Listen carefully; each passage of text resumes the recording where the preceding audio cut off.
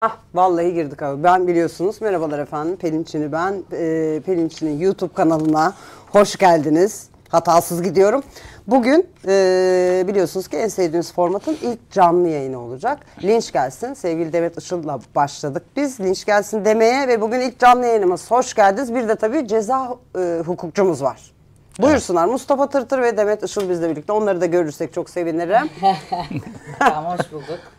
Nasıl hissediyorsunuz kendiniz? Çok iyi hissediyoruz. Ortam çok fena. Yani şu an her şey çok işte linç gelsin dedik. Herkes birbirini linç eder oldu. Hatta geçen gün bir tane story okudum bu taciz ve ifşalarla ilgili. Abi evet. Herkes şey yazmış birbirine. Abi ambulans takip eden insanlar gibisiniz ya. Hani biri bir başlıyor, arkasından bütün herkes 15 sene öncenin çok acayip ifşası bile. O yüzden çok yerinde ve çok iyi bir konuğumuz olduğunu düşünüyorum. Nasıl istiyorsunuz? Nasıl hissediyorsunuz Mustafa Bey? Biraz gergin bir ortamdasınız. Yok hayır gayet güzel. İkinizin de enerjisi çok iyi gerçekten. Yalan, nasıl yalan? hayır çok iyi. Hayırlı olsun bu arada. Çok teşekkür ederiz ya. Gerçekten güzel bir program yapıyorsunuz. Umarım hayra vesile olur. Ay inşallah. Hukukçu olarak burada bulunmaktan ben de büyük memnuniyet duyacağım bugün. O en son Demet'le konuştuğumuzda şeyden bahsetmişti. Bir Yargıtay kararını paylaşmıştım. Evet. Hakimlerin ocağına yani incir ağacı. Şöyle, o gün benim özellikle hani avukatımızla bu konuyu konuşmamın sebebi de şu. Bir yerde seni gördüler Pelin. Bir yerde bir şey içiyorsun ya da ne bileyim örnek veriyorum. Ben izleyicilere el sallıyorum evet, orada. Plajda güneşleniyorsun. Gözükmek istemediğin biriyle falan şılak diye hemen yapıştırıp isteyen her şeyi yapabiliyor. Ha. Tabii ki bu aynı güç bende de var. Ben de yapıyorum. Bazen hani bu kontrolsüz gücü kullanma olayımız oluyor. Ama bunun bu hani büyük bir yayıncı olan magazin sayfalarından bahsetmiyorum çok, ama evet. diğer magazin sayfaları için o hani ortalığı karıştıran o mikser olan ve çoğu altyapısız fenomenin de ünlü olmasına sebep olan o magazin sayfaları artık çok güzel söyledin. Altyapısız fenomen. Altyapısız. Aynen. Şimdi başlı bir linç gelsin biliyorsunuz formatın ismi. Ben çok fazla konuşmayıp kenara çektim. Siz istediğiniz yerden. Sadece şunu söyleyeyim. Canlı yayındayız. Evet. Yavaş yavaş gelmeye başlayacaklar. Hepiniz ben böyle yaptığımda size yapıyorum. Onlar konuşurken bölmeyeyim. Şimdi format şu mu? Biz konuşacağız. Ben el sallayıp gülümseyeceğim. O kadar yani. Soru falan sormayacaksın öyle mi? Yok ben de arada geleceğim. Şimdi bir şey soracağım. Sadece mesela ben geçenlerde bir örnekle gideyim. Ben geçenlerde arkadaşlarımızla Fenerbahçe'de bir yerde oturduk. Orada mesela söyleyeyim hadi adınca çünkü artık çıktı. Farah Zeynep Abdullah'la Gökhan Özoğuz yanımızdaki masada yemek yiyorlar. Tamam mı? Evet. Bana herkes dedi ki çeksene beni hani magazinci. Ben hiç hayatımda öyle magazin falan yapmadım. Hiç hoşlanmam. Bana yapılmasını da sevmem. Gayet rahatsız etmedim insanları. Fotoğrafı satsam para kazanırım bak. Hiç. Mesela oradan geçen biri çekse, koysa bu suç mu değil mi? Şimdi birincisi yani burada birkaç şey var. Önce Pelin'in söylediği şeyden başlayayım. Mesela kişi güneşleniyorsa bir plajda yani çok böyle ıssız kimsenin olmadığı bir plajsa o takdirde artık burada biraz daha özel hayattan bahsedilebilir. Şimdi kamusal alan yani bir plaj herkese açık bir plaj. Beach. Senin bahsettiğin bir kafe. Yemek yiyor restoranda. Şimdi burada bir kere basının haber verme hakkı var. Basın değil ama çeken. Ayşe teyze çekti mesela koydu Instagram'a. Şimdi hiç alakasız bir kişi çekerse onun açısından ciddi problem var. Yani şimdi bir gazeteci çekerse. Ama nerede bulacak gazeteciyi her dakika? İşte bilemiyorum yani evet, nerede bulur. Orasını ceza hukuku orayla ilgilenmez. Şimdi o hangi amaçla çekiyor? Ona bakmak lazım. O kişinin bir gazeteci kimliği varsa. Gerçekten o şeyin de o fotoğrafın da bir haber değeri varsa. O zaman artık burada hukuka uygun bir harekettir o. Ona gene tabii haberin veriliş şekli de önemli. Şimdi Pelin sen daha iyi bilirsin. Bir haberin birkaç tane unsuru. 5N1K. Evet. Yani gerçek olması lazım, güncel olması lazım, haber değeri olması lazım. Nerede, nasıl, neden sorularına kim? Zan altında bırakmaması cevap lazım vesaire. Evet. Bir de haberin verilişiyle içeriğinde mesela öyle bir şey anlatılıyor. Ardından içerik öyle bir giriş yapılıyor ki hakaretamiz bir takım şeyler. Artık orada haber vermenin dışında bir hakaret kastı var kabul ediliyor. Peki şöyle bir şey de soracağım. Şu an aklıma geldi. Şimdi gazeteci mesela bu sosyal medyadaki magazin sayfaları diyorsunuz ya ben öyle hani bir iki tanesini biliyorum. Hiç kavga ettiğim biri de yok aralarında. Zaten bu iş oradan geçiyor. Ama şunu... Sen kavga edersen seni rezil ediyor bu arada. Peki şöyle bir şey soracağım. Evet. Çok önemli bir şey söyledi. Dedi ki gazeteci.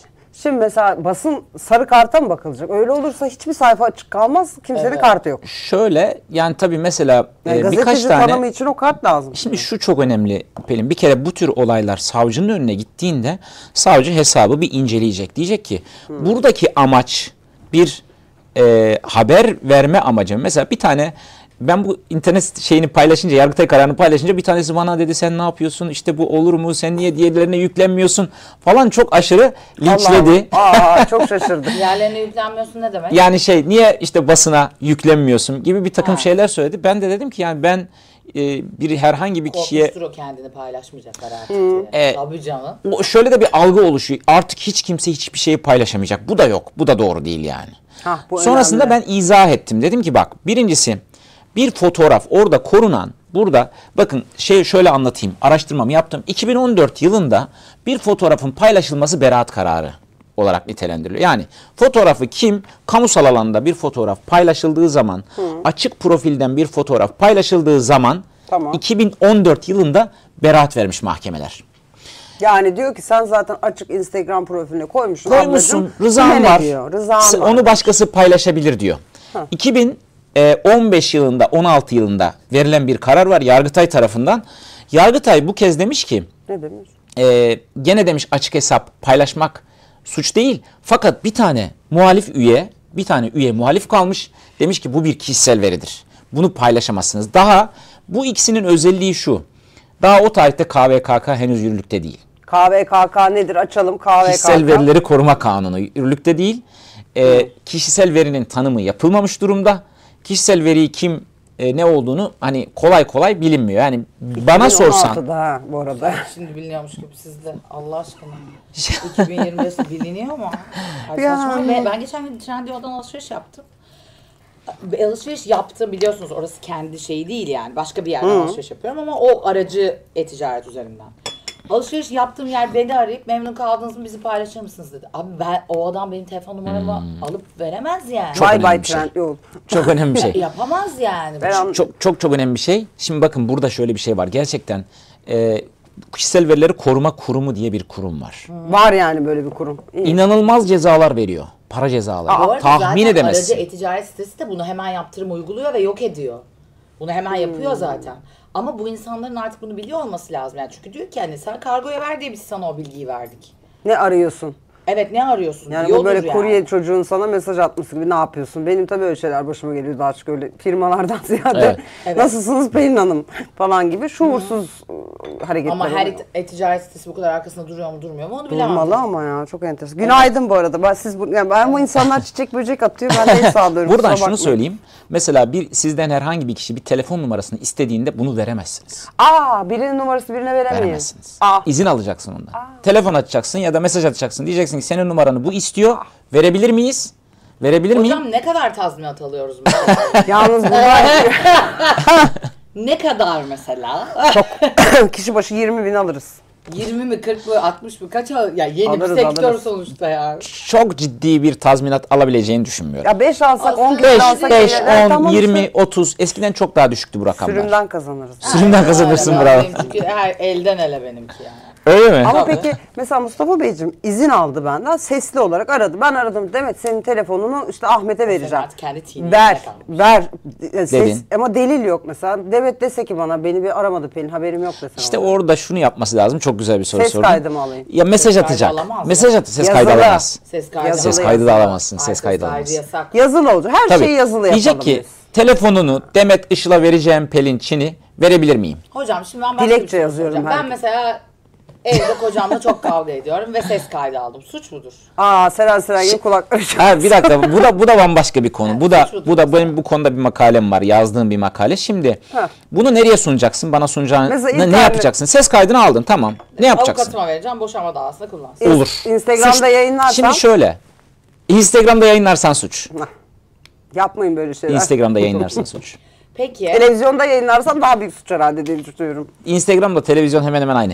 Yalnız onu şöyle avukatına verip dosyaya sunması diyor aslında delil hukuka aykırıdır. Fakat boşanma davasında hakim bunu görmemezlik yapamaz. Ha. Bunu dikkate almak Kanaat. zorunda. İnisiyatif şeyi. Evet. Tamam. Hakimin kafası bulanır. Yani şey öyle anlamda ya, kanaat notu olur. Adam neler yapmışlar gibi olacak herhalde. Tabii onu gerekçe olarak da yazabilir. Diyebilir ki şu ses kaydına göre böyle olmuştur ya da bu video kaydına göre karısını aldattığına yönelik bir kanaat oluşmuştur diyebilir. Ha. Bu bir delildir. Ha, bu bir delil. Sadece eşler arasında.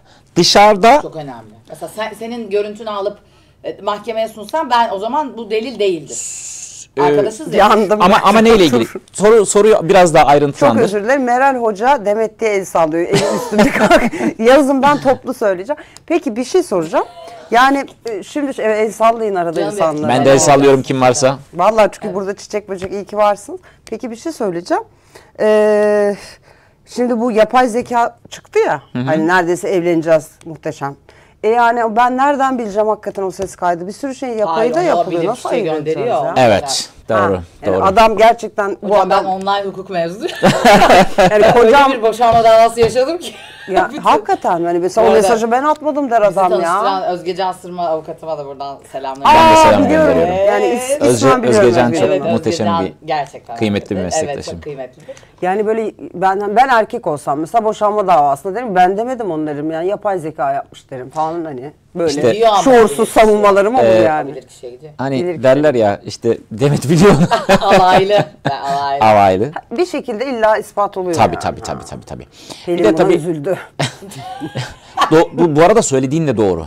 Yani tabii. yapay zeka bunu aynen yapıyor Evet. ve verebiliyor. Burada çok Pelincim sen ama çok özür dilerim lafınızı böldüm. Yapay zeka ile senin ses kaydını yapan adamdan boşanma yani. Anladın mı? Yani onu affet yani. Yok, Çünkü sen bu ben- ne çaba be Bir- ben. çok kötü bir şey söyleyeyim. Bu senaryoda bence uzak dur derim. Ben bu senaryoda suçlu olan taraf olurum %90. Ben o kendi taraftayım. için Tabii söylüyorum. yani. Ben Pardon hani yarın hocam. öbür gün biri bir şey dese o benim değil ses kaydım. Ben onu yapmadım falan diye nasıl yırtarım diye soruyorum ben. Bu taraftan soruyu Bilir daha kişi. çok. Bilir kişi.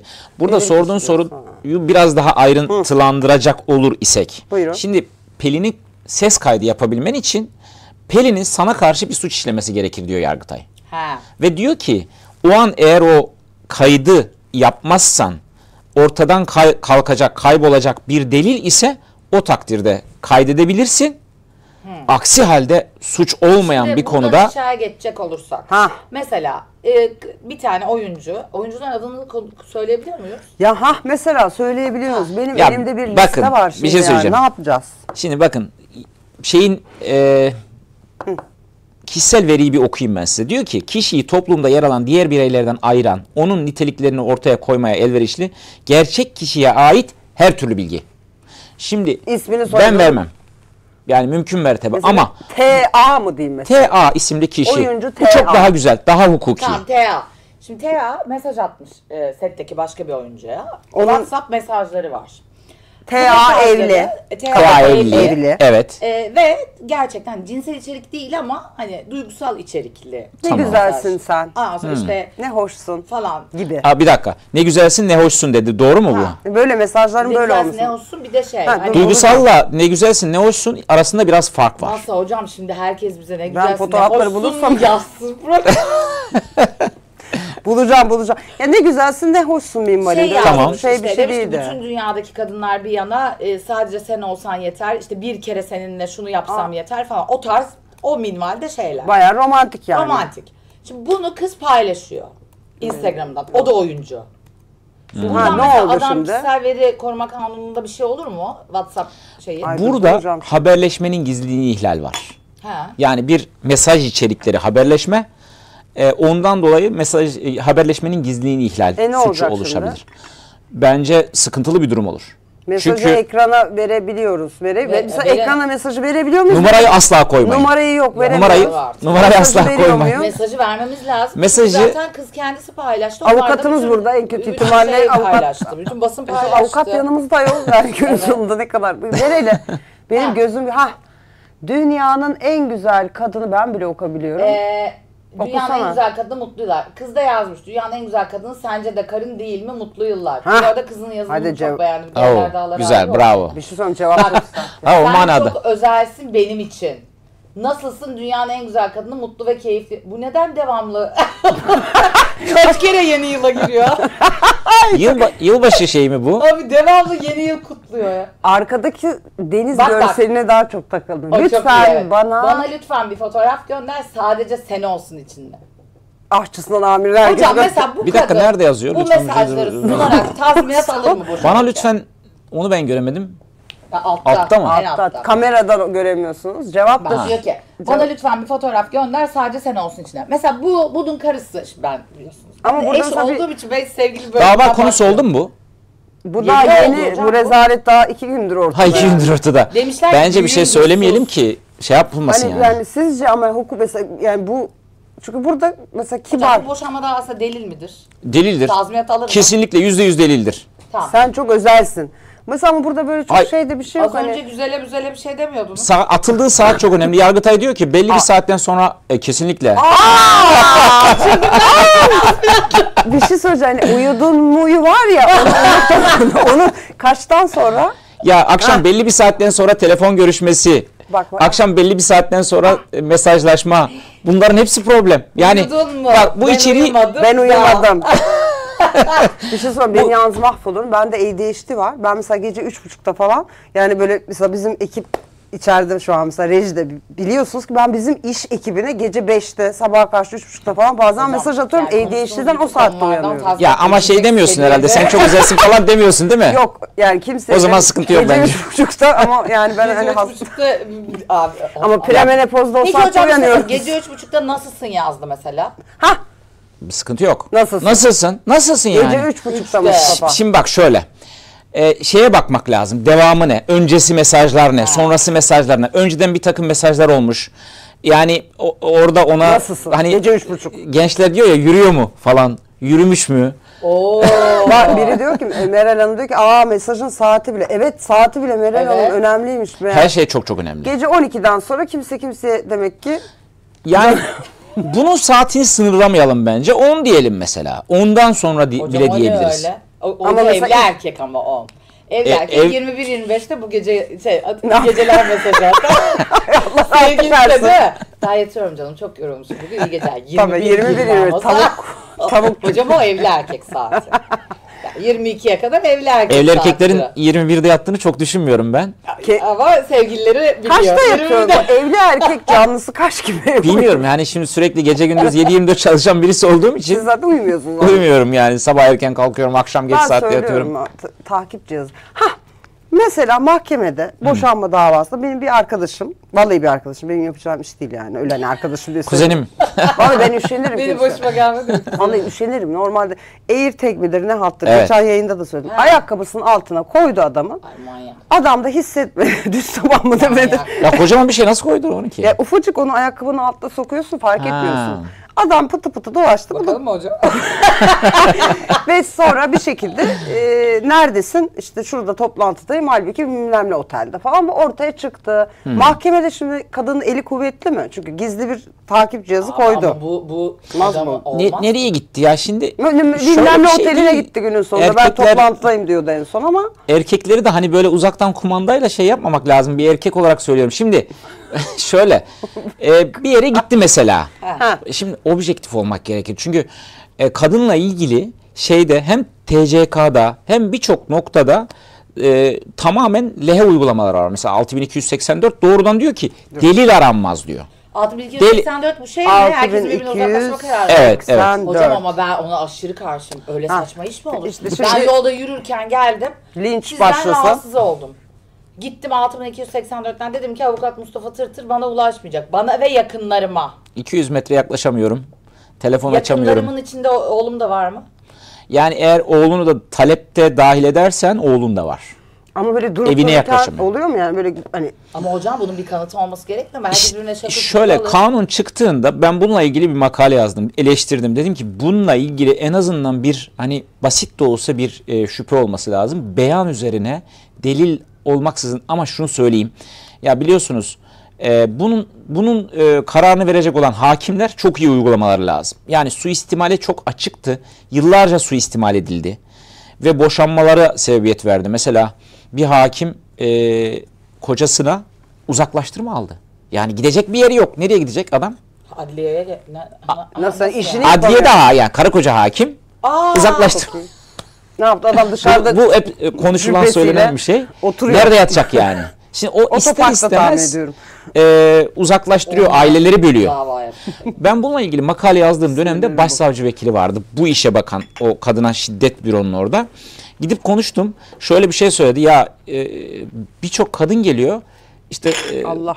kocam bana seni seviyorum demediği için falan filan gibi absürt sebeplerle gelip de tedbir isteyen o kadar çok olay oluyor ki biz de bu işten sıkıldık. Peki ne oldu? Yani günün sonunda bu hakimin sağduyusuna Bir de ama bakan bir bir şey söyleyeceğim. hikaye değil Hakime mi bu gelmek yani? şimdi hocam nasıl oluyor? Başvurdum ben 6284'e. Savcılığa mı başvuruyorum? Şöyle oluyor. Doğrudan aile mahkemesine müracaat Evet. ediliyor. Yazıyorsun. Diyorsun ki işte bu kişi benim kocamdır, sevgilimdir.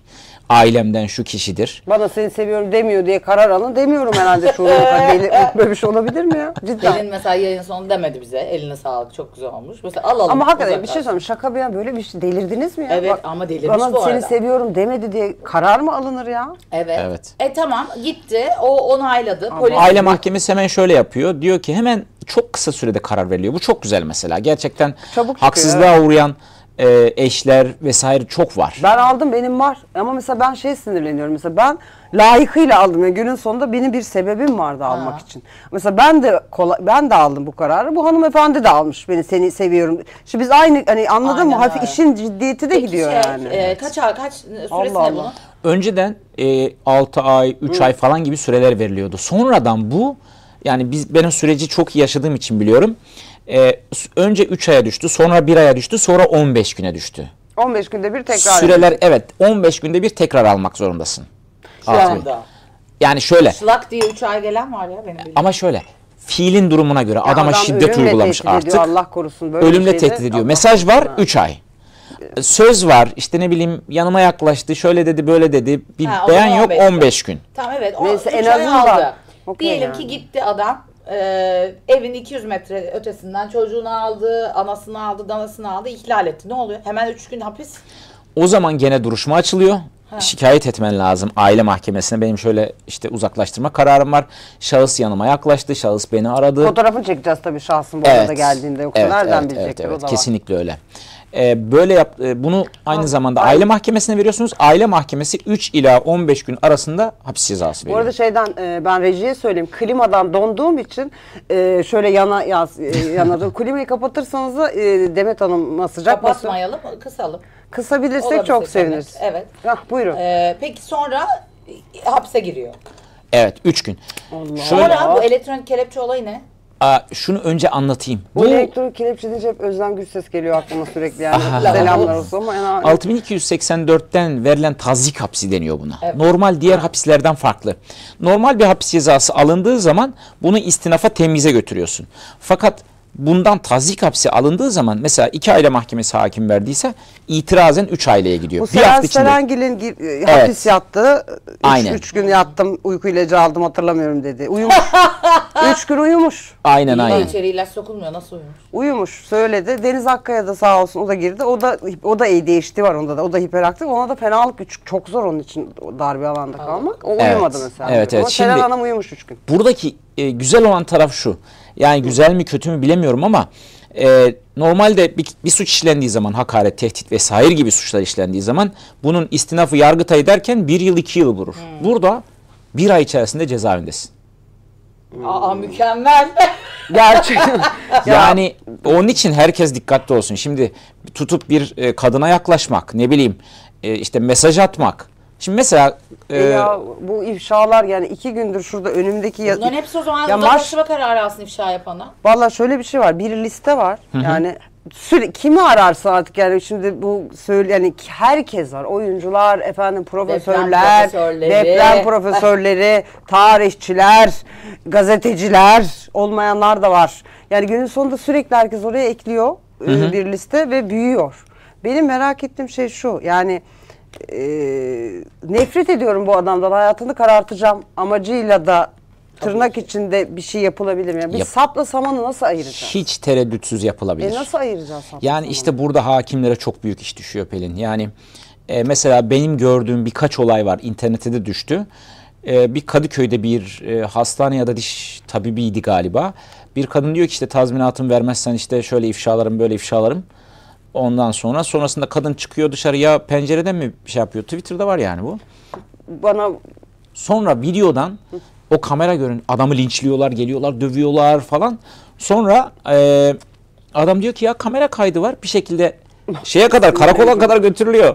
Kamera kaydı var, kamera kaydını alın, kamera kaydını alıyorlar. Bakıyorlar ki gerçekten kadın demiş ki işte eğer bana şey yapmazsan seni ifşalarım, linçlerim, bilmem ne yaparım. Normal şekilde kadını da dövselerdi alıp orada. Ya zaten Madem adaleti bu şekilde. İftiradan mesela gidecek kadının üzerine. ha onu söyleyeyim. Tabii. canım. Kadının Ya üzerine gitmişler. şöyle bir şey var yani çok zor bir yerde duruyoruz. Şimdi mesela bu ifşalar 2 gündür konuşuluyor falan. Şimdi mesela onu Gülşen, şarkıcı Gülşen mesela yani bütün herkes tabii bir yorum söyledi. Gülşen de yorum yaptı. Görebiliriz o var bizi. Ben sürekli böyle kusura bakmayın kadrajda Bence oynayacağım. Gülşen'in yorumu bu arada Neyse. empatik bir yorum. Yani Yani şey diyor yani uzun lafın kısası Gülşen diyor ki yani suçu ispat edilene kadar ne olur açıklamanın fotoğrafı varsa onu da verelim mi? Bende yok çünkü. Suçu şey yapılana kadar nedir onun ismi? Herkes İspat edilene kadar ispat herkes. edilene Masumiyet kadar karinesi. masumiyet karinesi. Bir de galiba şöyle ezberleyemedim ne yazık ki ama şöyle de bir lafı var. Bu isimler çıktı bir liste var. O listedeki biriyle diyor çalıştım. Ona rağmen falan. Dur bir tane sadece şeyi almışız. Suç ispat edilene kadar herkes masumdur. Şimdi Gülşen'in bu tepkisi, açıklamanın devamı yok bizde çünkü. Gülşen'in bu tepkisi çok tepki aldı. Yani nasıl diyeyim size? Bu duruş, bu tavır çok eksi yazdı. İnsanlar bundan rahatsız oldu. Ama çünkü Gülşen'i kraliçe yaptıkları için zamanında o şey gibi görüyorlar. Hani biz senin her şeyinde arkanda durduk. Sen nasıl böyle bir şeyde kadınların arkasına durmazsın. Ama burada empatik de bir tavrı var. Yani ortada çünkü bir o da tavır aynı o bu zamanda arada. suçu kanıtlanana kadar masum olduğu için onun da üzerine gidilmişti zamanında. Ve bu arada yani bu gerçekten ambulans gibi. Arkasından gidiliyor. Yani çünkü bu şöhret, yani siz de bilirsiniz hocam, bir sürü fenomenle hep beraberiz. Yok canım. Yani tabii. Bu şey, yani bu magazine düşme şöhret sevgisi bambaşka bir noktaya gelip bir anda o şöhret seni besliyor ve Ama şimdi- mağdur edebiyatından ünlü oluyorsun. Onu seven de vardır. Ben zannetmiyorum bu kadar insanın hepsininki gerçek olsun. Valla yani burada çok ince bir çizgi var. Yani Gülşen'in tavrı insanları rahatsız etti ki ortada bir tavır. Mesela şey var ya kadının ismini şuraya yazdım kusura bakmayın fotoğrafımız var mı bilmiyorum. Burası çorba çünkü şu an. Günay Karacaoğlu mu? evet. Karaoğlu mu? Soyadını doğru bile söylemiyor olabilirim şu an. Günay Karaca. Karacaoğlu olması lazım. Karaca. Karacaoğlu mu? Bana chatten yazsanız arkadaşlar. Beni yalnız bırakmayın. Chatten beni siz düzeltin. O mesela Ozan Güven'e inanılmaz bir destek çıktı. Evet, taze fasulye desteği. Yani dedi ki işsiz güçsüz kalırsan Ozan'cığım 35 yıldır seni tanıyorum. Gel bizim evde fasulyeye gibi artık hani İşte başka bu bir bence şey yaptı. şey ya. Bu artık hani ben de ortaya bir laf atayım da ben de konuşulayım. Şey Ama yani. çok büyük tepki çekeceğini bilir bunu söylerken. Yani. Ben Zaten bunu yazarsam ben- yanarım der yani. Ya artık iyi tepki, yani kötü daha çok meşhur ediyor ya insanı. Peki bu Ozan Evet, Güven'in reklamı. davasıyla ilgili bir fikriniz var mı? Ozan Güven'in davasını ben takip edemedim. Neydi? Deniz Bulutsuz'la eski sevgilisi Deniz Bulutsuz'la Dövmüş kızı. 2017 olması lazım senenin. Oha. Çünkü ben de o zaman evliydim. 2018'dir hayır. Ben de o zaman evliydim. Kızı dövüyor. Ben de aynı şeyi yaşıyordum. Hatta davayı beraber bakmıştık. Şöyle bir bakış hatırlıyorum mesela. Hani yarın öbür gün çünkü ben hani yarın öbür gün ben de seni böyle yapacağım yaşamıştım eski eşimle ben çünkü yani sonuçta şiddet gören bir kadınsan şiddet haberini sana şiddet gösteren adamla izliyorsan müthiş bir şey oluyor. Yani Truman Show gibi. Bir hizmet. Tabii böyle hani göz göze geliyorsun ona bir korku basıyor sana bir sinir basıyor falan. 7 yıl olmuş. 2018. 7 yıldır adamı hiçbir yerde Şimdi oynadı. ben- İşte Yedik Hocalı Hürmüz'de şaka gibi rol vermeye kalktılar. Hem de Müjdat Gezen. Afiş çıktıktan sonra buraya hop ondan sonra ortalık karıştı yani. Şimdi ben tabii magazin olduğu için çok girmek istemedim. Şimdi bir insan kendisine laf söyletip ondan ünşan kazanmak bir garip bir şey. Çok yapılıyor. Sizin fenomen dosyalarınız var Mustafa Bey. Allah aşkına sizin etrafınızda bunu çok iyi yapan bir Ya sürü şimdi insan var yani. bu mantık asla doğru bir mantık değil. Yani işte reklamın iyisi kötüsü olmaz bilmem ne ben işte kaos yaratayım falan.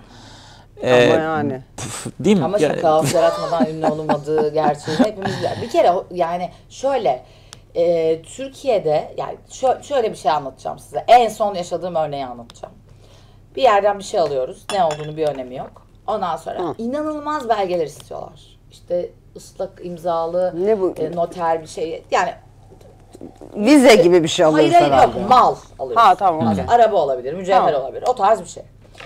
Ondan sonra işte belge istiyor, ıslak imzalı şey istiyor, faaliyet belgesi istiyor, imza sirküsü istiyor. Bunu diyor şirkete mi alıyorsun, şahsa mı alıyorsun diyor. En son dedim ki ulan yani. Klimayı Allah bir aşkına adet kapatabilir miyiz? Öleceğim herhalde ben. aksesuar yani bu. Ha, tamam evet, hani dünya markası bir şey ama bu nedir yani? Niye bu kadar belge Vallahi istiyorsunuz? dedi son zamanlarda dedi, Dilan Polat vakası olduğundan beri dedi. Ha ha ha ha ha ha ha ha. O ne Evet demek evet o? evet Şimdi evet. yani reklamın iyisi kötüsü olmazı sor ona. Bizim İçişleri Bakanımız kim? Adını bilmez. Ama bunu biliyor. Ya şimdi malum kişinin ismini zikretmek istemiyorum. Çok mesela Niye staj küs eğitim müsünüz? derslerinde de hayır yani hayır canım küslük değil de yani Tanışıyor neden musunuz? ismini yani tanışıyorum. Tanışıyorsunuzdur diye düşünüyorum. Ya bunu şeyden biz biraz samimiyetimizden Hayır başka vekili tanışıyoruz. değilim. Bazıları Vekil- bana yazıyor diyor ki sen Dilan Polat'ın vekilisin. Değilim. Hayır Onun asla. avukatlığını hiç yapmadınız. Hayır, yapmadım. Şiir okuyordu. Kimdi bir avukatı vardı. Ha Hüseyin, beyefendi. Bey, şiir Hüseyin Kaya. Hüseyin Kaya sürekli şiir okuyordu. Yani Ben- kıymetli bir hukukçu, kıymetli bir meslektaşımız. Yani ilk birçok odalarında şiir okuyan çok kibar bir beyefendi. Rizeli. Bir şey demiyorum. Çok bayağı şiir okuyordu canım. Yalan söylemiyorum. yani Mahkemede de Arada bir detay geldi. Rizeli. mahkemede de okumuyordu herhalde diye düşünüyorum. vallahi bilmiyorum okuyor mu hiç. Mahkemede şiir okunmuyordur artık herhalde ama yani okuyor. çok naif okuyabilir bir adam. hukukçu yani. Öyle mi? Cidden. Bilmiyorum. Ben bilmiyorum. Ben davayı takip etmedim. Ben tamamen aynı meslekte olan ve o dönem bütün işlerini kaybetmiş ve herkesin böyle parmakla işte bunların hepsi dolandırıcı dediği Çok üzücü buluyorum bir bunu ben. dönemden geçtiğim için ben bir meslektaş olarak siz de kendi hukuksuz avukatlık yapan herkese tepki göstereceğiniz gibi ben Kesinlikle. de aynı şekilde hem bir vatandaş olarak hem vergisini ödeyen bir vatandaş olarak ve vergisini ödemek için aslında kazancının %48'i gibi yüksek bir rakamdan feragat eden bir vatandaş olarak tepki gösterdim. Çok haklı olarak yani başka Buyur. da bir şey yapmadım. Ve hala da aynı tepki gösteriyorum. Benim için çok önemli bir şey çünkü bu. Yani aynı yoldan geçen iki insanın bu kadar ütopik kazanç farkı olması normal bir şey değil. Burada zaten şu anda yargılama süreçleri, soruşturma değil geçti artık o. Yargılama süreçleri devam ediyor onunla ilgili. Bir dosyadan ceza çıktı. Vergiden mi çıktı? Vergiden. Yani. Yani basına yansıdı bilindiği üzere. Ben de biliyorum. Emrullah en son geldiğinde çünkü vergiden çıktı. Ben de 150 kez Peki vergiden çıkınca ceza ne yapıyoruz? Vergiden. Devam mı evde story atmaya? Engin Bey'in hayır. Engin Bey'in Yani şöyle Yargıtay ve şey olacak istinaf ve böyle. Yargıtay'dan geçecek bu dosyalar. Aha. sonra Ondan sonra sonuç belli. yani esasında ben de Hapis cezası infaz edilecek yani. Engin Bey için konuşuyoruz anladım. Kim ceza aldıysa orada 2-3 kişi var. Bunu neyi söylüyorum biliyor musunuz? Çok şey bir yerden yani ben Dilan Hanım'ı tanımıyorum ben bu arada hani ama artık şöyle çok samimi fikrim şu.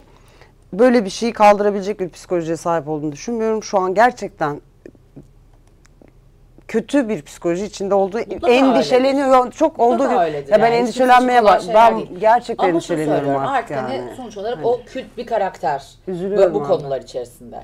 Anladın mı? Yani diğerleri daha farklı noktalardan şey yapıyor. O dönemi zaten hep birlikte yaşadık. X odalarında Evet. hep siz de Evet, dinledik. evet. Ondan sonra zorlu ve bir süreçti.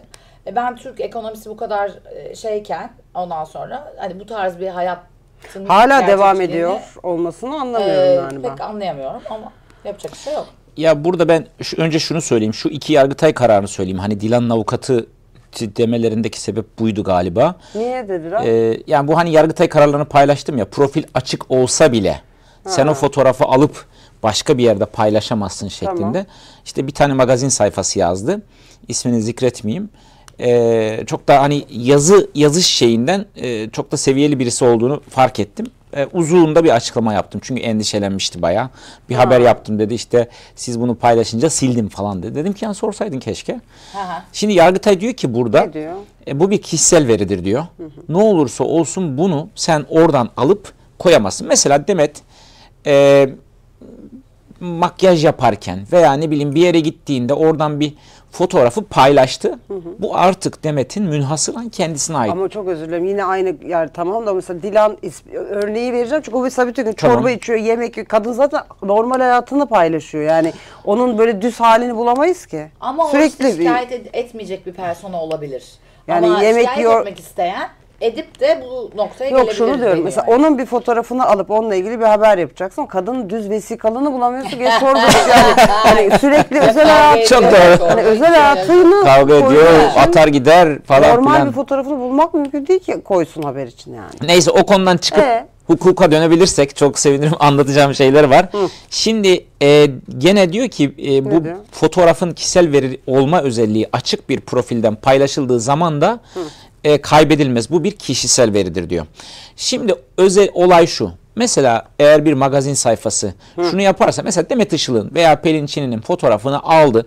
Demet Işıl, Pelin Çini, Mustafa Tırtır üçü birlikte bir program yaptılar. Programda şunlar konuşuldu bilmem ne Bu falan haber. filan. Bu haber. Bu haber. Tabii, evet, okey, tabii. Şimdi biz mesela başka bir yerde, üçümüzün bulunduğu bir yerde biz fotoğrafı çektik, paylaştık. Bu artık bizim tamamen. Ben paylaşabilirim, sen paylaşabilirsin, Demet paylaşabilir. Onun dışında başka bir kişi bunu paylaşırsa diyor, bakın bu karar yeni çıkmış bir karar. Çok 2025 yılının Mart ayında çıkmış bir karar. Hocam sizce bizim Türkiye'de tek sorunumuz bu mu? Değil. Dünya Yani kadar sizce, sorunumuz var yani. Dünya kadar sorun varken efendim sen beni paylaştın, o onu yani biz niye böyle hani şey mi acaba, ana tablodaki bütün sorunları görmemek için Görmemezlik ayrıntılarda mı boğuluyoruz? Yo, benim bu kararı paylaşmamın ana sebebi şu. Bana sordukları zaman ya ben işte açık profil bu, ben bunu paylaşayım mı dediği anda paylaş derdim. Ha. Hiç çekinmeden paylaş derdim ben. Tabii. Bunu gördüm, şok oldum.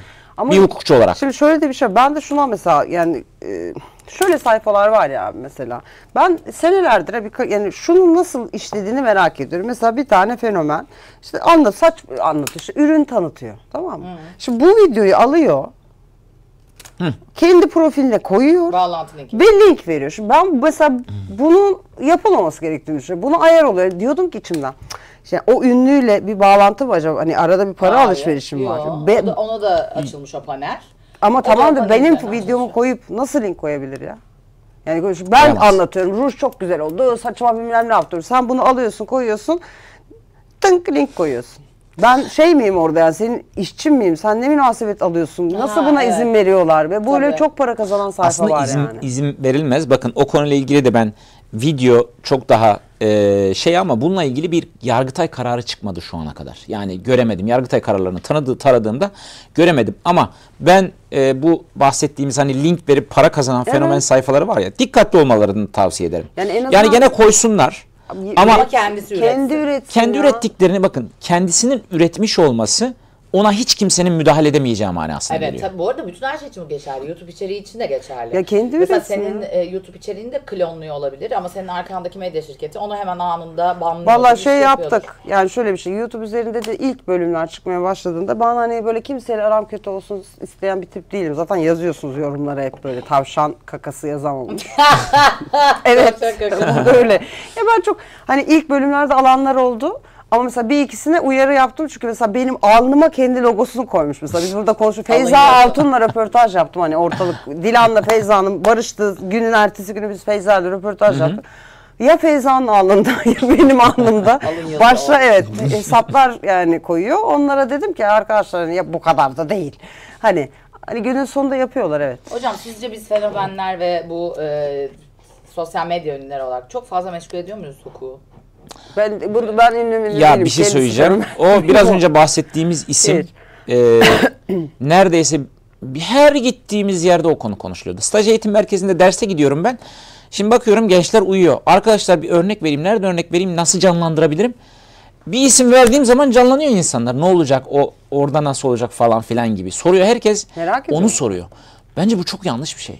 Yani bir ülkenin gündeminin meşgul edilmesi. Az önce dedin ki yani sadece sorunumuz bu mu? Video mu? Dünya kadar sorunumuz var. Bence de çok fazla sorunumuz var. Mesela Türkiye'de Ya Allah aşkına. yani bu arada az önce konuştuğumuz çıkartılan beyana esas madde çok büyük bir sorun bence. Ya orada İstanbul Sözleşmesi meselesi, kadının beyanı esastır, İstanbul Nafaka, Sözleşmesi'nden çok büyük bir çıkılmasındaki en büyük mesele zaten o. Velayet çok büyük bir sorun. Evet. Yani mesela ben şeye karşıyım. Yani 7 yaşına kadar çocuğun velayetini anneden almak dünyanın en zor şey. Abi anne akıl hastası. Hiç alınmıyor mu ki? Ya çok zor. Ya bir takım şeyler var. İffetsiz hayat sürmesi, işte ne bileyim gibi bir takım hani çok sınırlı Herhalde sayıda madde şeyler var. kullanımı falan mı? Gibi, Atıyorum gibi. ben Madde yani. kullanımı ama madde kullanımını da kanıtlamam mı gerekiyor? Öyle bir şey mesela. Evet, kanıtlaman lazım. Tabii canım, kan testi, idrar Yani testi falan, bir saç sürü testi. şey var. 0-7'ye kadar çocuk annenindir gibi bir durum Ve var o anladığım kadarıyla. acayip karşı tarafı şey yapan bir olay. Ya ben mesela bakamayacaksam yani bir çocuğun üstün yararına şey var ya. Evet. Gerçekten üstün yararı ben değilsem ki olabilir. Evet, olabilir. Hastalığı var, ondan sonra ekonomik Ya her şey koşullar, olabilir bilmem nesi canım. var. Bunu diretmemeliyim yani. Ama o kadınlar diretiyor galiba, öyle mi? tabii çocuk her zaman erkeğe karşı kullanılan bir silah. Yemin ediyorum Ben her bir bölüm kadın olarak söyleyince tabii beni linç ediyorlar ama ya her sen bölüm neden böyle konuşuyorsun? Sen de bir kadınsın diyor ama öyle ben yani. anlamıyorum. Şimdi videoyu söyleyeyim, sonra bu taciz işte istismar vakaları ile ilgili bir cümle söyleyeceğim. Videolar 5846 sayılı Fikir Sanat Eserleri Kanunu'na göre korunuyor. Buna göre birinci madde diyor ki bu bir eserdir diyor. Sinema eseri olarak kabul ediliyor. Bir video. Mesela şöyle Yargıtay kararı var. Bir enerji müzesinin açılışında 100. yıl için hazırlanan bir program var. Tamam. Bu video eser mahiyetindedir diyor. Ve buna göre bunu izinsiz kullanmış. Buradan tazminat vermiş. Mesela birisi dava açmış. Karşı taraf bunu hukuka aykırı olarak kullanmış. Bundan dolayı da tazminat almış. Anam mesela bu bölümden kesitler alacağız da mesela biri kullansa çat diye Tazminat. avukat da burada hazır. Çok çok iyi oldu. Ya şimdi bunu aslında söylemeye çalıştığım şey şu. Magazin sayfaları kullanabilir. Yayın Ama diye geçiyor gibi. izin İzin alacak. alacak. Ya da Herkes birbirine izin alacak. ya Evet, da birkaç- ya da şu. Birkaç isim Kaldır var. dediği Mesela zaman o nasıl yayın yapacak artık merak ediyorum. Söylemeyeceğim ama birkaç YouTube kanalı gazeteci arkadaşım var. Siz nasıl yayın yapacaksınız acaba? Tabii. kaldır dediği zaman kaldıracak. Yani bir mesela Peki kaldır dediğinde önce uyarıyoruz ve sonra şey yapıyoruz. O zaman tazminata şey değil mi? Uyarı. çok güzel bir soru sordun. Uyarı diye bir şey yok. Uyarman gerekmiyor. Doğrudan savcılığa gidebilirsin. Benim anlatmaya çalıştığım bu Yargıtay kararını gündeme getirmemdeki ana sebep bu. Bazı müvekkiller var mesela, diyor ki Mustafa Bey bunu cezaevine attır diyor. Ya şimdi ya gerçekten Tam benim Sinirleniyor. yapacağım hareket. Benim de. ben anlamıyorum. İçeri girsin. Benim de. Şimdi şöyle oluyor mesela, bazı müvekkiller var işte Mustafa Bey buna dava açtır diyor. Bir şekilde dava açtırıyoruz. Sonra şahıs bize ulaşıyor. Diyor ki ya Mustafa Bey işte şöyle çocuğum var. Bilmem ne Ay var, bir şu şey var söyleyeceğim falan. Mustafa Bey, yemezler. Ay vallahi ben yazmadım, 15 yaşında çocuğum yazdı. Hayır, hayır. Şöyle. Ay hayır yani benim anama avradıma sövmüşüm sonra özür diliyorsun. Asla kabul O başka bir etmiyorum. şey. Diyor ki Ay, bu ne evet ya? yazdım ama diyor ya bunu bir şekilde çözebilir miyiz? Çözelim. Ben de müvekkili Kendi zorluyorum. aramızda uzlaşıyor. Bakın müvekkili zorluyorum. Benim böyle bir özelliğim var. İki kişiyi yan yana getiriyorum ben. Konuyu kapatıyorum. Mustafa Bey Çünkü bizim avukatımız olamaz. Oradan başka bir Kesinlikle dava. doğru. Neden münasebet Ben- anama avradıma sövmüş, karşıma geçecek Pelin Hanım. Ben onu yanlışlıkla yazdım. Hayırdır? şöyle ama Allah. müvekkil bana şunu söylerse ya ben bir kere söylüyorum. Çünkü bana taraftan geliyor ya Pelin'le konuş vazgeçir diye. Bir kere söylüyorum. Sen dersin ki hiç bence bunu denemeyelim. Başka bir yol Evet, bulalım. buradan bir şey gördüğüm zaman diyorum ki ya kusura bakmayın biz yürüyeceğiz. Bizim müvekkil biraz sinirli. Sinirli bizim müvekkil. Yani bu kararı gördüğümde yani şikayet ettiği zaman şimdi bir fotoğraf, iki fotoğraf, üç fotoğraf olduğu zaman bir de 43. madde var. O ne Birden o? fazla. O da zincirleme suç. Ay magazin sayfaların hepsi İki kapanacak tane sonunda. fotoğraf Vallahi. paylaşıldığı zaman benim 2 tane fotoğrafım paylaşıldı. Senin 2 tane. Ya bu adam cezaevine giriyor. Şaka değil. Bakın. Şimdi kişisel verinin şöyle bir özelliği var. Şikayetten vazgeçmeyle düşen bir tarafı yok. Kamuoya mı çeviriyor? Hadi affettin mesela. Ha, Ya, Yok öyle bir şey. Rezalet. Yok öyle bir şey şey. gibi. Ya- Bu Eyüp Sultan'da şey yapan işte Amerika'ya gittiler ya. Evet, Timur Cihan Timur. Kadın ne dedi? Ben dedi şikayetimden vazgeçiyorum. Zaten bu bir kamu davasına dönüyor Kamu ve davası. zaten ceza alacaklar. Evet. Mesela bu doğru bir şey midir hocam? Doğru bir şey bence. Şimdi bazıları kan parası man parası diyor Kan bunun parası adına. aldı. Orada da orası çok karışık bu arada. Ben oradaki avukat Burak Bey. Buradan selam olsun. Yayına geleceğim dediniz gelmediniz. Her Linç. yerde bu lafı sokuyorum. Çok yani 5 kez ekti çünkü ama Burak Bey bana ekmiş olmasına rağmen davanın detaylarını anlattı. Orası felaket. Yani orada o kan parasının o aile orası çok karışık yani. Nasıl yani? Benim şahsi kanaatimi söyleyeyim mi? Aile doğru yaptı. Zaten tazminat davası açarak alacağı parayı dava sürecini görmeden belki biraz daha fazla aldı ve bir anda kapandı. Ya o hukuk davasının ne kadar süreceği hiç belli değil ki. Aynen öyle. Bir de bu arada yani şöyle bir Yani- gerçek de var. Kadının elinde çocuk. Bütün hayatı alt üst Tabii, olmuş. tabii. Maddi manevi nesini şey yapacak. Orada çocuğun ailesiyle gelin O girdi. orada esas öyle bir Ama bence sıkıntımız gelinin var. yaptığı doğru. Yani. İşte, Ya yani ne olursa olsun ateş düştüğü yeri yakıyor. Ne Şunu diyecek söyleyeyim. yani? Zaten şikayetten vazgeçmeyle ölüm vakası olduğunda şikayetten vazgeçmeyle düşmüyor. o devam evet. ediyor. Yani Devam hikaye ediyor. devam Aslında ediyor. avukat onu doğru yönlendirmiş. Ama bir tek galiba şeyi etkileyebilir diye düşünüyorum. Timur Cihan Timur davasından bahsediyoruz. Şimdi burada şey olduğu için davayı yani şikayeti geri çektiler ya. Amerika'da Hani çocuk dönmesin istiyorlar. Çocuk Amerikan vatandaşı, orada okuyacak, orada zaten mal mülk var falan. Oradaki mahkemeyi Mehmet Sümer var bizim gazeteci arkadaşım, Amerika muhabiri, onunla yapmıştık bir yayın. Dedik ya biz şimdi bu dava geri çekildiği için buradaki mahkemede şey algısı oldu. Yani çocuk kalsın Amerika'da, Amerikan vatandaşı olsun. Yani çocuğu geri yollamayabilirler. Ama Annesi çocuk gelecek. yine orada hapiste. İşte çıkabilir ve orada hayatına Ya şimdi devam tabii edecek oradaki gibi buradaki bir durum şikayetten yani. vazgeçildiği zaman orayı etkileyecek. Etkiliyor yani onu. Tabii. Yani Diyor ki de burada şimdi suç yok. Aslında çocuğun Türkiye'ye geldiğinde yatacağı şeyi okeylendi. onu da etkiliyor. Onu da etkiliyor. Tabii Çocuk Türkiye'deki- çıkar, anne gelir. Türkiye'deki cezayı etkileyecek, oradaki cezaevi dışına çıkmasını sağlayacak. Dolayısıyla bence aile doğru yaptı. Bu arada Cihan Timur ailesi davanın başlangıcında Amerika'dayken bana gelmişti. Tabii. Benim de ilk yapacağım şey gidip konuşmak olacaktı şeyle. Yani Ama başka bir- birkaç kişiyle aynı anda Ne konuşuyor. kadar paraya olmuş bu? Ben bilmiyorum Yani tam ben parasını. pazarlığın dolarlar üzerinden, yüksek dolarlar üzerinden açıldığını biliyorum. Teklif edilen bir rakam. Yani, Burak Bey kusura bakmayın gelecektiniz yayına. Yani ne Ya kadar? ama dava dışında yani birkaç biten milyon dolar gibi bir şey aile tarafından zikrediliyor. Bununla isteyen ailenin talebi bu. evet öyle bir şey de ben de duymuştum. Tabii. Ama şu var, şunu söyleyeyim. Şöyle bir bakın. elin 5 parmağı kadar. 5 milyon dolar. 5 milyon dolar. Yok Ama 5 milyon dolar değil, Ama ben 50 Timur milyon Bey'in de TL zaten- gibi bir şey duymuştum. Timur Bey'in de zaten ama yani yani çok varlıklı bir doktor. Yani Amerika'da falan da evler, klinikler, bilmem neler falan durumu Ama var. dava dışında biten dava her zaman her iki taraf için de iyidir. Tabii. Hocam peki başka Olan bir şey çok daha adam soracağım. oldu. Allah rahmet eylesin. Evet Allah rahmet eylesin. O Şimdi açıdan. ben bu davayı bir anne olarak takip ediyorum. Şimdi orada maalesef bambaşka şeyler var. Tabii ki hiçbir çocuğu başkasını öldürdükten sonra işte telefonları saklamak, ondan sonra bu şeyi kötü yönetmek Evet. olmayabilir. Ama benim bildiğim hukukta şöyle Evet. bir şey var. Annenin, Babanın çocuğu da. ve babanın çocuğu korumak adına neydi o? Şuradan örnek verelim. Cem Garipoğlu vakasında kanları temizlediler. Evet, ha. Ve okey hani bunun hukuki dili ne? Hani ya birinci derece Delil karartma. Ama hani anne babada bu Evet şey anne oluyor. baba olmadığı zaman şahsi cezasızlık sebebi. Kanun bu başlıyor. laf işte. Yani Tamam. öyle bir şey var yani. Ama orada başka bir şey var. Telefonu alıp telefonu almak başka bir şey. Telefon öbür adamın telefon- canına kastediyorsun. Telefon Evet. şimdi şöyle mesela Zamanla bir yaşıyordum. trafik kazası oldu. Sen motoru al götür. Trafik kazasının konusu o.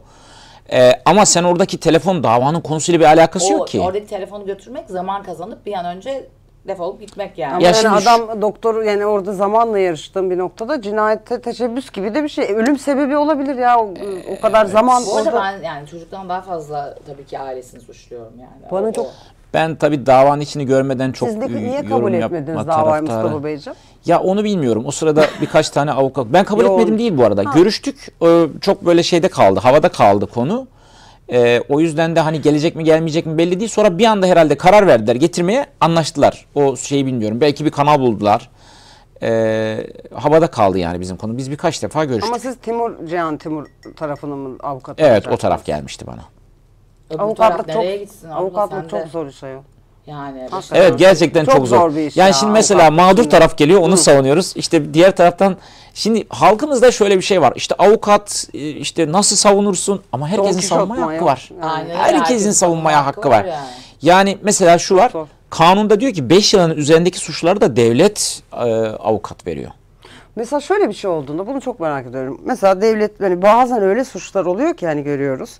Hani böyle kimse o adamı ya da o kadını savunmak istemiyor. Ama devlet atıyor seni. Mecburen. Şimdi ne yapacaksın orada? Yani işini nasıl Hiçbir şey yapmıyor o. CMK sistemi diye bir sistem var. Baro ücretsiz avukat veriyor Ama yani şahsa. nefret ediyor, istemiyor. Bir avukat orada ne yapıyor? Yani orada oturuyor sadece avukat. Hiçbir şey yapmıyor. Ha, savunmuyor. Müvekkilimin beyanlarına katılıyorum diyor o kadar. Başka bir şey Allah demiyor. benim burada ne işim var benim Allah kahretsin. Ben burada şu an Tabii falan yani diyor içinden yani. onu söylüyor. Ama bakın kanun diyor ki yani eğer alt sınırı 5 yılın üzerinde olan suçlarda mutlak surette sen bir avukat atamak zorundasın diyor. Aksi halde bozacak buna bir avukat ata savunma yapsın falan diyecek yani. Vallahi yani Peki ben şeyi soracağım. En son hepimizin paylaştığı bir vaka var. Cinsel talebe karşı çıktığı için. Ay, evet. Mesela cinsel bir şey var, İsteği, saldırı var. kabul istek etmemiş. var. O isteği kabul etmediği için Öldürülmüş. öldürüyor. Ve buna mahkeme indirim veriyor. Şimdi bir kere şunu söyleyeyim. Son 10 dakikamız bu arada. Son Size de dakika. söyleyeyim ama bu Şimdi bir kere bana belgeleri getirsinler bakayım. Büyük ihtimalle öyle değildir. Şimdi Nasıl? Evet, buna ben de katılıyorum Nasıl, abi. ne Bütün demek? her şey ya böyle dışarıdan bir böyle... hakimin böyle bir efendim. Evet. Buyurun siz Ya bu dinliyoruz. her şey böyle dışarıdan çok farklı şey oluyor. Mesela bir Pınar Gültekin davası vardı Evet, mesela. Orada evet. bütün herkes canının dişine taktı ya. Arkadaşlar olay öyle değildi. Neymiş Olayın olay? başı işte bir şantaj vardı, bir şey vardı. Ondan sonra falan. ama yine de yani bidonun içine de koyacak, hani bu ne kadar hafifletici olabilir ya. Ben hafifletici demiyorum. Tabii ki bir insanı Hani- öldürmek başka bir şey ama Hani bidon var, beton var ama falan, başka merhaba, bir tarafa sana doğru çok gidiyor. aşığım. Yani. Hadi gel seni bağ evine götüreyim, betona dökeyim de değil ama o yani. Şimdi oradaki aslında ayrıntı şu. Şimdi önce diğer konuyu söyleyeyim. Şimdi haksız tahriki uygulamak için mutlaka kişiye karşı yönelmiş bir hareket olması Çok gerekiyor. özür Hukuk dilerim. aykırı. Bir tane örnek vermek istiyorum. Ben cuma günleri burada dava dosyaları alıyorum. Pelin Çinli ile yarım kalan diye bir format yapıyorum. Mesela orada bir cinayette varoş kelimesi geçiyor diye hafifletici sayıldı. Sırf varoş kelimesinden ötürü mesela cezada açıklama var. Suç neydi? Bir müzisyen, Onur Şener diye bir müzisyenin istek parça cinayeti. Belki bilirsiniz dosyayı. Ha, cinayet. Evet, Varoş ama dediği için. hani, diyor Varoş ki demiş. varoş demişler yani. Şimdi- Varoş demiş Onur. İnsanlar, şahitler hakaret mi varoş hocam? Ben kelimesi çok hafifletici olur. Hani Şimdi mesela olur bakın mu şu yani var. varoş kelimesinden? Peki de varoş ya? dediği sabit mi? Duymuş insanlar. canım. Duymuş insanlar. Ama tamam da günün sonunda 30 yerinden bıçaklanmak Başka bir falan. sebep var mı öldürmek için? Yani hemen varoşun hemen akabinde mi cinayet? ya- Müzisyenden şarkı isteniyor. Diyor ki o da o sırada sahnede değil, inmiş. Hani bitmiş sahnesi. Ha kardeşim diyor, hani ben sahnemi yaptım, indim. Şu an okey. Hani şu an çalışmıyorum. Arkadaşlarımla oturuyorum. İndin inmedin bilmem ne ve şey yani hani varoş kelimesi kullanılıyor. Hakaret bu. Varoş hakaret Varoş mi? diyor. Varoş hakaret değil aslında, fakat hakaret suç olmasına gerek yok bir fiilin. Ters baktın. Ne bileyim, kanunda bunu saymış. İşte hatta okuyayım, TCK 29. madde diyor ki 20 gözlüğü çıkartayım, 28 29. Haksız bir fiilin meydana getirdiği, haksız fiil diyor. Suç demiyor. Tamam. Haksız fiil, sana böyle dokunmam da haksız fiil. Şunu ittirmem de haksız fiil. Anlatabiliyor muyum? Haksız bir fiilin meydana getirdiği hiddet ve şiddetli eylemin etkisi altında suç işleyen kimse diyor. Eğer bu ortada başka bir olay yoksa, hemen ardından bu olay gerçekleşmişse o takdirde hakimin elinde çok fazla bir şey yok. Yani mecburen Yargıtay şunu söylüyor hatta. Eğer diyor mesela sen bir hareket yaptın. Demet neyse, sizlerden örnek vermeyeyim. A şahsı bir hareket yaptı, B şahsı bir hareket yaptı. Kavga ettiler. Şimdi Yargıtay diyor ki ilk haksız hareket Kimden geldi? kimden geldiyse onun lehine haksız tahriki uygula. Ha, Eğer ilk o varoş dediği için bunu uyguluyor. Evet. Eğer- Ne kadar indirim almış? Mesela Yani- indirimin oranı ne? yani gene de ciddi bir indirim Ciddi bir almıştır. indirim almış. Bu arada Aslı Hanım da diyor ki, Aslı Togay Seyhan, adama soru soruyorsunuz ama konuşturmuyorsunuz, dinlerken yoruldum. Çok yanlış Evet, bir yani yerdesiniz. 3 tane soru bekliyor şu anda. 3 Çok tane yanlış sorunun bir cevabı var. yerdesiniz. Buyurun, tamam, susuyoruz ayol. Şimdi müebbet hapis cezası yerine 18 yıldan 24 yıla kadar. Ya bayağı indirim yapılıyor. Basit bir Tam da bu cümle oldu bile işte Maroş'la yani. haksız tahrik Ama indirimi oluyor. varoşla da bu olmaz. Bir şey söyleyeyim bak. Şimdi ona şimdi şöyle, iki kişi arasında bir eylem meydana geldiğinde ilk haksız hareket kimden meydana geldiği tespit edilemiyorsa diyor Yargıtay, gene de uygulayacaksın diyor haksız tahriki. Kime uygulayacağız? Yani ilk yani her ikisine, yani kimin mesela mağdur tarafa değil diğer tarafa uygulayacaksın diyor. Hocam o zaman biz yani suçluyu masumlaştırmaya mı çalışıyoruz? Tam değil. Kanun ne diyorsa o. Pınar Gültekin mesela çok güzel bir noktaya temas ettin. Şahsının hesabına bir takım paralar giriyor. Fakat orada Yargıtay mahkemenin kararını okumuştum ben. Diyor ki mesela 18 yıldan 24 yıla ya 18 de yıl verebilir. 19, 20, 21, 22, 23, 24 de verebilir. 24'ü vermiş. Evet. Verebilir. Yine o sınırdaki en yükseği en verdi. yükseği vermiş. Ama Vermekle vermemek arasında aslında vermemiş denebilir Pınar Gültekin'de. evet, mesela şöyle o davada tabii ben böyle çok fazla ses çıkarıyorum ya böyle şeylere. Mesela o Akyaka'da olmuştu. Evet. Akyaka'daki yani en az 15 kişi falan bana mesaj attı. Dedi ki yani bak, ve kadınlar da böyle diyor ki yani bakın hani evet çok kötü bir olay, çok üzgünüz. Yani hiçbir Başını savunma. çıkaramazsın. Ama O yani, ayrı evet. ama konu bu değil. Ha konu bu değil ama başını çıkaramazsın. Evet, yani, başını çıkar. Evet. Yani, Çünkü sonuçta nedir senin ya? de başına bir sürü şey gelmiyor. Biz niye kesip birini varile koymuyoruz abi? Yani işte ya bu canice duygusal dayanıklılığı olması lazım insanın. yani Zaten herhalde Türkiye'de çok zor artık. cani hislerle adam bilmem ne falan. Evet. Çünkü hani bu şey değil. Bir çektim vurdum değil. Bir bidondu, varildi, planlama, zarsut başka bir Şimdi şey o yani. orada Yani. kanununda müebbet hapis cezası diyor ya da ağırlaştırılmış müebbet veriyor. Onu veriyor. Haksız tahriki uyguluyor. Takdir affeti sebebi uygulamıyor. Yani takdir affeti sebep de var. Aslında ben Pınar Gültekin'in verilen kararını çok beğendim. Doğru ve yerinde değil mi? Doğru ve yerinde Yine bence. öbürün en yüksek sınırını verdiği için aslında yüksek. şey yapmıyor yani. Onu uygulamıyor.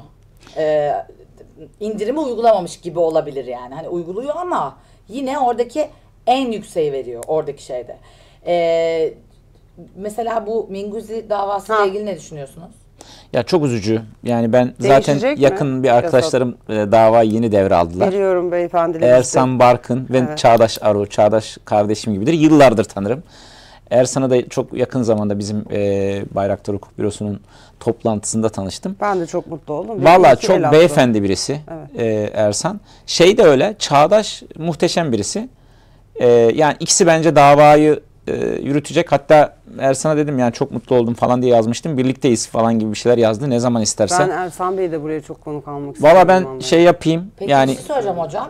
Normalde Rezan Alp Özdemir'in bir hukuk bürosu yok mu? Orada başka bir de... Var karşı kaldırımda. Öyle mi? evet yakın zamanda Belki burada bir yerde. Şurada. Geçmiş olsun diyeyim. Normalde onun hukuk bürosundaki başka birine devre olmuyor mu böyle avukatlar? Olur büyük ihtimalle ama ben Yasemin Minguzi'nin şeyine baktım. Bu arada başsağlığı diliyorum. Çok üzüldüm. Yani Ahmet çok kıymetli bir çocukmuş. Yani Yasemin Hanım'a da başsağlığı, ailesine de başsağlığı diliyorum buradan. Ersan daha öncesinde de Instagram'da fotoğrafları var. Evet. Sürekli görüşme halinde. Herhalde. Belki. Yani şöyle, ben tekrar sorarım şu kendisine kadarını de. söylememe izin verir herhalde Yasemin. Yani şöyle bir şey var. Bu olay oluyor. Yani Ahmet'i kaybediyorlar. İlk arayan kişi. Daha hiç kimse aramadan. İlk arayan kişi Ersan Bey. Yani öyle bir yani ilk o teklif Peki ediyor. hocam, Hatta o zaman hocam, evet çok demiyorlar. üstünden çok Ben bir şey yüzeysel söyleyeyim. geçebilirsiniz. Tabii söyleyin. Buyurun. Ben de biliyorsunuz bu Küçükçekmece'de öldürülen Ayşe Tokyaz var. O ailenin avukatıyım. Pelin. Bir dakika. Şu an şurada Söylemedim biri mi? bir yorum yaptı da ona bakın. Duymuyorum. Elif. Valiz. Valiz. Biz konuştuk. Ben Mustafa Bey, ben kardeşini almak çok istedim ama yani bu meseleyi de konuşmak çok isterim. Yani ben aileler ve avukatları birlikte alma tarafı. Esra'yı mı? Evet. Bağrıma basmak isterim. Esra Esra ile yani. birlikte gelirseniz çok sevinirim Evet, çok Mustafa Bey. isterim. Ben de Esra yakın hayatım zamanda boyunca destek buradaydı. olmak isterim. Çok isteriz. yani. Buradaydı bir geldi gitti ailesiyle annesiyle birlikte geldiler. Burada sözünü alalım o zaman. Yani biz daha önce konuşmuştuk. Ben Dava çok isterim yani. duruşmalar aşamasına geldiğinde Tamam. Esra ile çıkabilir. Yani kendisine sormam lazım tabii ki. Ben Instagram'dan sordum. O dedi ki Mustafa Bey okey derse gelirim dedi. Ben altyapıyı yaptım Instagram'dan. Peki Esra eğitimini Bunu yarıda bilmiyorum. bıraktı mı? Esra eğitimini şimdi sınavları vardı. Onları verdi. Mezun olacak büyük ihtimalle. Tamam. Ben de bir ablası olarak hep yanında olmak isterim Esra'nın. Yani hayat boyu. O yüzden Siz inanılmaz buraya bir mücadele. gelirseniz Kesinlikle çok gerçekten sevineceğiz. ya çok yani şimdi sen gecenin o saatinde bir anda hemen gidiyorsun. Karakolu sıkıştırıyorsun. Yani 2-3 defa dinledik. Bir Küçükçekmece'de 5 saat falan bir ifade verdi. Gerçekten çok Hocam orada psikolojik sebeplerden bir çıkış bir şey öngörülemez inşallah değil mi? Artık Karşı yok, taraf için. olacak, olmaz. Yani hiç zannetmiyorum. çünkü onu talep ediyor ya o psikolojik sorunlarım var. Evet Esra da bunu söylüyor. Ne tarz bir yani sorun çok zor. ya, Allah şey- aşkına, Yani işte ne? akıl Bak, sağlığım akıl yerinde dengesi değildir yerinde falan değil, filan rapor gibi istiyor. öyle bir şey yok yani. İmkansız. Son 3 dakikamız bu arada. Sen bir şey söylüyordun. Ben son olarak size şeyi sormak istiyorum ya. Bir hukuk adamı olarak bu kadar meslektaşınızın çatır çutur içeri girmesi hakkında ne düşünüyorsunuz? Rezan Bey'den aklıma geldi. Nereden aklına geldi? Rezan Bey konuştuk ya ondan herhalde. Rezan Bey, yani- resim İmamoğlu'nun yapıyor. avukatları devamlı adliyede ya avukatlar. Ama kendileri birini savunmak için değil, kendilerini anlatmak. Yani bu arada bölüyorum. Buradan şey sorusu da geldi, onu da okuyalım. Mücahit birinci meselesi falan da burada da var. siyasi sorular da geliyor. Artık Yani bir cevap bu konuya verirsiniz. Yani girmesem siz bu konuya mümkünse. girmeyin. Ben bunu bir vatandaş olarak soruyorum. Çünkü bizim için avukatlık hani bize Kutsal. ne olursa olsun savunma ve Kesinlikle. savunulma hakkı ya. birazcık insanın güveni kırılıyor hani şey anlamında. Adalet sistemine. Evet, adalet. Ya evet. şimdi avukat çok kıymetli gerçekten. Şimdi duruşmaya gittiğinizde ben müvekkillerimi cansiperane savunurum. Bir vekaleti aldığım zaman onu yüklenirim. Cansiperane savunurum. Çünkü bu bizim kamusal bir iştir, Evet. avukatlık mesleği. O yüzden hani tabii tutuklanma neticeten şeyden bağımsız söylüyorum. Mevcut olaylardan bağımsız. Çünkü mevcut olaylara hiçbir davanın içeriğini görmediğim hiçbir konuda yorum yapmadım. Tabii doğru. Yapmam da doğru olmaz, taraftar olurum. Ben hiçbir Herkes konuda ya, siyasi evet. olarak bir görüş bildirmedim. Bildirmede taraftar değilim, ben avukatım. Üstelik yani hani ceza ile ilgilendiğim için de şu an için bir bildirmek istemiyorum. Ama genel olarak konuştuğumuzda tutuklama bir tedbirdir. Bütün avukatlar böyle söyler. Bütün hukukçular böyle söyler. Tutuklamanın taraftarı olamaz avukatlar. Bazen müşteki tarafta olduğumuz zaman bile çıkıp duruşmada şunu söylüyor. Evet, bir avukat tutuklama talep etmemesi lazım. Benim hocam Köksal Bayraktar bize bunu öğretti. 11 yıl çalıştım yanında. Yani Türkiye'nin şu an en iyi ceza hukukçularından bir tanesi. Hala sürekli yakın zamanda yanındaydım. Bir hukukçu asla ve asla tutuklama talep etmez diye söyler.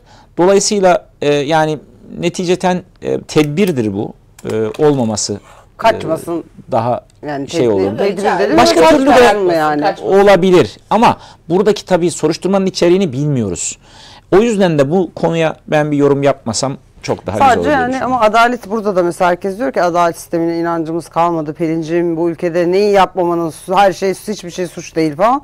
Ya ben burada dava dosyalarını incelerken hep şunu söylüyorum. Aileler geliyor. Anneler, kardeşler, çocuklar, eşler ve hiçbiri daha ağlayamamış oluyor Demet, biliyor musun? Evet, ha? tabii. Çünkü böyle kamera kaydı izledim 3,5 saat. Otopsi raporu, yani kocasının otopsi raporunu ezbere anlatıyor kadın bana, böyle kendime gelemiyorum. öyle. Evet. İşte hukuk elinden geldiğince işte sürekli işte ben onu şimdi okusam ne anlayacağım? Anlamaya çalışıyor. Yani şimdi bu olmamalı yani. Acısını yaşamalı ve sisteme güvenip ben ağlayayım, bağırayım demeli. Ama bunun yerine neredeyse böyle bir dedektif gibi, hukukçu gibi adalet için ben her cuma burada saçım başımı yoluyorum yani. Bu hoş bir durum değil. Bir vatandaş olarak ben anlamış değilim bunun nereye doğru gittiğini. Eminim bir hukukçu olarak da Ya endişelendiriyordu. işte Bu doğru mesela bir durum şu değil yani. Yargıtay kararını paylaşmamdaki ana sebep bu. İnsanlar bile bile hani lades olmasın, bilgilensinler düşüncesiyle. Tabii. Yani konuşacak aslında çok şey var bu konuda. Mesela 100 yıl oldu TCK, yürürlük 99 yıl. 99 yıldır yürürlükte hala mesela haksız tahrik tartışılıyor. Olsun mu olmasın mı? Hala bir takım yeni kavramlar ortaya çıkıyor. Sürekli gelişen bir şey. Onun için KVKK beni hep endişelendirmiştir. Onu söyleyeyim son olarak. Tabii. Peki bu arada teşekkür ederiz. Güzel yorumlar geliyor. Mustafa Bey'i alırız arada. Mustafa Bey Ha, öyle mi? hep gelsin Ama az sıkıştırın. konuşuyor. Evet. Ona yorum yapmıyor. Konuştu. Buradan Şimdilik şuna misafir döneyim. misafir. Bir avukatı konuk etmek de çok zor. Ama Yani- siyasi konulara girmeyin. Hayır yani çok zor yani. Anladın mı? Çünkü avukat ya. Bir şey soracağım. Konuşturmadan adamı falan da dediniz, ısınıyor. Yoksa biz daha neler soracağız. Pazartesi sendromundadır o. Pazartesi. Ya, ondan yapmıştır o. Vallahi çok teşekkür ediyoruz efendim. İlk yani süremizin sonuna geldiğimiz için bana kalsa ben daha 3-4 saat böyle giderim. Evet. Yani dava dosya giderim hatta. Ama çok teşekkür ederiz. İlk konuklu yayınımızda yapmış olduk Evet. Mustafa Bey. Ben teşekkür ediyorum. Gerçekten Teşekkür çok ederim, ayağınıza sağlık. yani zaman akıp geçti. Gerçekten Vallahi. çok da rahatım. Evet. Anlayamadım ne zaman geçti. Süper, çok sevindim. Efendim biz Demet Işıl'la her pazartesi günü canlı olarak saat 11-12 arası Evet. düşünüyoruz. Ama bilemiyorum, bakarsınız YouTube'da 5 saat 3 saat yayın yapılıyor olur. Evet. O da belli olmaz ama hani biz her pazartesi Demet'i de görelim mi bu arada? Görebilirsek çok sevinirim. Bekliyorum. Göreceğiz inşallah. Bilemiyorum. Ben kendi sesimle katılıyorum. Sen sesinle katıl Evet, arkadan. sesimle Efendim göremiyoruz galiba. Bugün Demet'in doğum günü olduğu için küçük bir Aa. organizasyon var. Ondan dolayı muhtemelen şu an rejide hiç kimse yok herhalde. Peki ben o zaman kapatıyorum. tatlısınız. Bir sonraki pazartesi saat 11'de Demet Işıl'la, şuraya bir yere fotoğrafını falan koyun kadının. Evet, ben sesimle katıldım şu an. Biraz ses ver.